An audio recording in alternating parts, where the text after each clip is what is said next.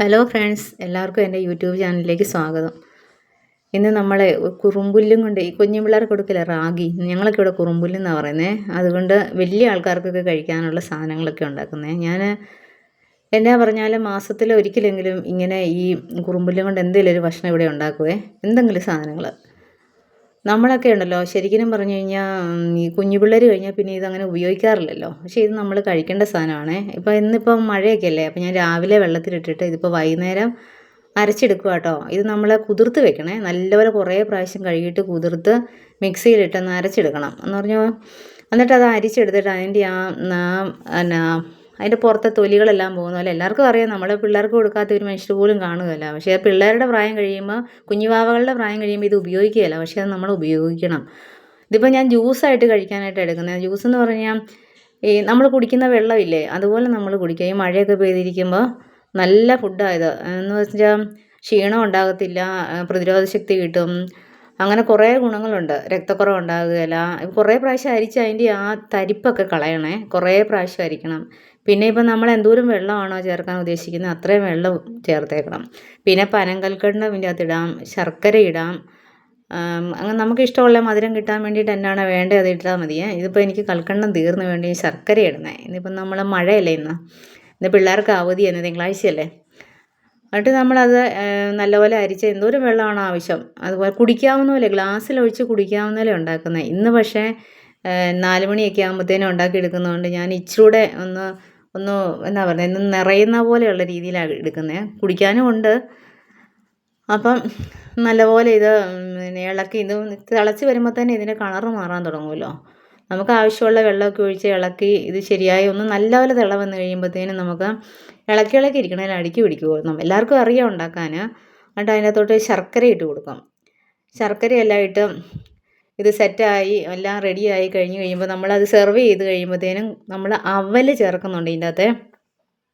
ആ അവലും കൂടെ ചേർത്ത് കഴിയുമ്പോൾ സത്യം പറഞ്ഞാൽ വയറ് നിറയും. എന്നാൽ പോലും പിന്നെ നമ്മൾ ഭക്ഷണമൊക്കെ കഴിക്കും.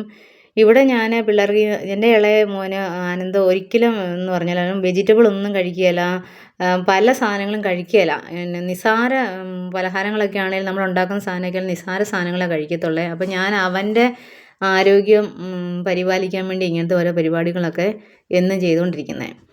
ഇപ്പോൾ ഇത് കഴിക്കുമ്പം തന്നെ ഒരുമാതിരി ഹെൽത്ത് ആകും. മാസത്തിലല്ല, ഞാൻ ആഴ്ച ഒരിക്കൽ വെച്ച് ഉണ്ടാക്കും. എന്തെങ്കിലും കാരണവശാൽ ഉണ്ടാക്കാൻ പറ്റിയില്ലെങ്കിൽ മാസത്തിൽ ഒരിക്കൽ വെച്ച് ഉണ്ടാക്കുവേ. പിന്നെ നമ്മൾ ചെയ്യേണ്ടതെന്ന് പറഞ്ഞാൽ കുറച്ച് 1 കിലോയൊക്കെ മേടിച്ച് വെച്ചാൽ കുറേ നാളിരിക്കും. വളരെ സൂക്ഷിച്ച് ചെയ്താൽ മതി. പിന്നെ ചെയ്യാൻ താല്പര്യം ഉണ്ടെങ്കിൽ നല്ലപോലെ കഴുകി ഉണക്കി എടുത്തേച്ച് ഒരു 2 കിലോയൊക്കെ മേടിച്ച് മില്ലിൽ കൊടുത്ത് പൊടിപ്പിച്ചെടുക്കണം. എന്നിട്ട് ഇതുകൊണ്ട് അടയൊക്കെ ഉണ്ടാക്കിയാൽ നല്ല. ഞാൻ അങ്ങനെ ഉണ്ടാക്കുമായിരുന്നു. പക്ഷേ ഞാൻ 2-3 പ്രാവശ്യം ഉണ്ടാക്കി വെച്ചപ്പോൾ ഇപ്പോൾ പൂത്ത് പോകാൻ തുടങ്ങിയേ. പിന്നെ എൻ്റെ ഗ്രൈൻഡറിൻ്റെ ആ ജാറ് കേടായതുകൊണ്ട് പൊടിച്ചെടുക്കാനും പറ്റുന്നില്ല. ഞാനിങ്ങനെ കഥകൾ പറയുന്നതല്ല, നമുക്ക് ഇത് ഉപയോഗിക്കണം എല്ലാവരുമേ. നമ്മൾ മലയാളികൾ നമ്മളെല്ലാവരും പിള്ളേരുടെ പ്രായം കഴിഞ്ഞാൽ പിന്നെ ഇങ്ങനെ റാഗി ആരും അങ്ങനെ കഴിക്കത്തില്ല. പിന്നെ ശർക്കര ആയാലും കൽക്കണ്ടായാലും അലിയുന്നോടം വരെ ഇങ്ങനെ ഇളക്കി നല്ല രീതിയിൽ ഇതിപ്പം വേണേൽ ഇപ്പം ഇത് ഓക്കെ ആയതാ സംഭവം. ഇത് നമുക്ക് ഗ്ലാസ്സിലൊഴിച്ച് വെറുതെ ഊതി കുടിക്കാം. ഈ മഴയൊക്കെ പെയ്തിരിക്കുമ്പോൾ നല്ലതാണ്. പിന്നെ അവലിടുന്നതിൻ്റെ ഗുണമെന്ന് പറഞ്ഞു കഴിഞ്ഞാൽ സത്യം പറഞ്ഞാൽ പഴയ രീതിയാണ്, പഴയ ഭക്ഷണം. പല വീടുകളിലും മനുഷ്യരൊന്നും കഴിക്കത്ത് പോലുമില്ല. അപ്പം തീരെ നാട്ടിൻപുറത്തുകാരൊക്കെ അവലൊക്കെ കഴിക്കുന്നതെന്ന് എനിക്ക് തോന്നുന്നത്.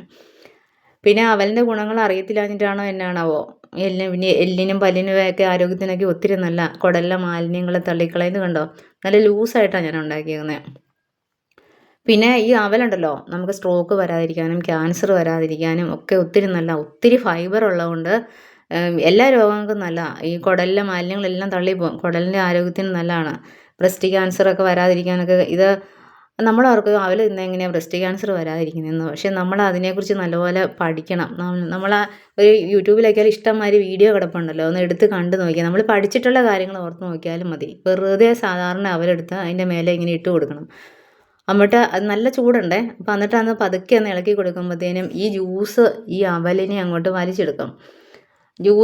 അവൽ ജ്യൂസിനെ വലിച്ചെടുത്തിട്ട് നല്ല ടേസ്റ്റാണ് അത് കഴിക്കാൻ. അതൊന്ന് കഴിച്ച് നോക്കണം, നിങ്ങളൊന്ന് ഉണ്ടാക്കി നോക്കണേ. അപ്പോൾ ഇത് കാണുന്ന ആരെങ്കിലുമൊക്കെ ഉണ്ടെങ്കിൽ ഈ റാഗി കുറുമ്പുല്ല് മേടിച്ച് കഴിക്കാത്തവരുണ്ടെങ്കിൽ ഈ പുട്ടൊക്കെ ഉണ്ടാക്കി കഴിക്കണ പോലെയൊന്നുമല്ല. നിങ്ങളിങ്ങനെന്ന് പറഞ്ഞാൽ ഇതിൻ്റെ അകത്ത് വേറെ കെമിക്കലോ കാര്യങ്ങളോ ഒന്നും ഇല്ലല്ലോ. ഒരു പ്രാവശ്യം ഒന്ന് മേടിച്ചുണ്ടാക്കി നോക്കണേ, എന്നിട്ട് കമൻറ്റൊക്കെ ഒന്ന് ഇടണേ.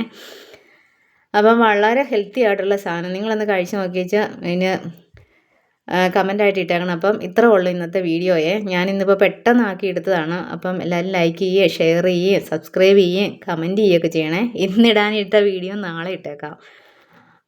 താല്പര്യമുള്ളവരൊക്കെ ഉണ്ടാക്കി നോക്കണം. പിന്നെ ഏറ്റവും ശ്രദ്ധിക്കേണ്ടതെന്ന് പറയാൻ നല്ലപോലെ ക്ലീൻ ചെയ്യണം, കുറേ പ്രാവശ്യം കഴുകണം. അത് ഒരിക്കലും മറന്നു പോയേക്കരുത്. എന്നാന്ന് വെച്ചാൽ അതങ്ങനെയാണ്. അപ്പോൾ ശരി, നാളെ കാണാം. ബൈ.